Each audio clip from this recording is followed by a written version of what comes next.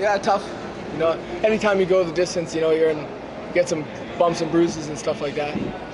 I was just in Brazil where every single fight had a Brazilian, you know, and I fought a Brazilian again, you know. So it wasn't too out of my element. I'm glad I did it once. I mean, I would like to be fighting in Canada after that.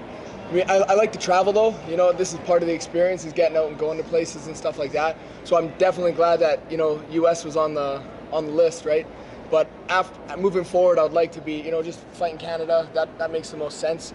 Or Vegas. You know, that's been my goal since I started fighting. Was I want to fight in Vegas on a UFC card. This is back 16 years old when I started fighting. You know, so I want to make sure I get that on the bucket list for sure. But for the most part, I would like to be fighting in Canada. That's my home. If it matches up where I can fight here or in Canada, it's definitely going to be Canada. But I'm not going to wait around for a Canadian card. You know, I just want to fight. You know, this timeline every 4 months is ideal. But yeah, just whenever they're ready for me. I'm never happy with my performance just because I know how much better I am. But I definitely expected to win, and I'm glad I did win. You know, so you can never be too discouraging on yourself on a win. But there's a lot of things I could do differently. But that comes with the age, man. I'm 24 years old.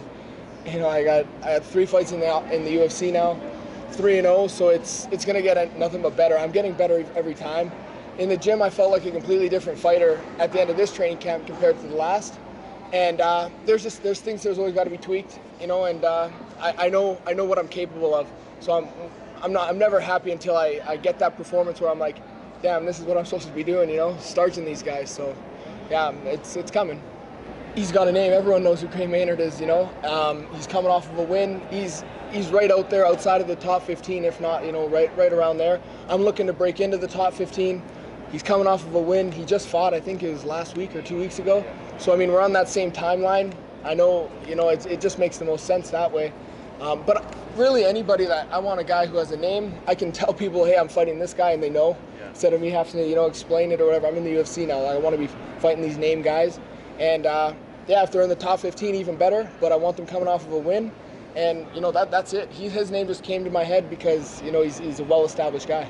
I watched Gray Maynard when he fought Frankie Edgar on that New Year's card way back in the day. I went and I was a fan. I was just a kid there. So to think now, fast forward to how many years, and I could be possibly fighting him, that'd be amazing. In Edmonton, is that the ideal scenario? Edmonton works for me. I mean, it's a little close, but it's like Canada. Weeks, right? Yeah, I'm healthy. It's a Canadian card. Makes sense. If he's ready, I'm ready. You know, if not anything after that, I want to try to get one in before the end of the year, though.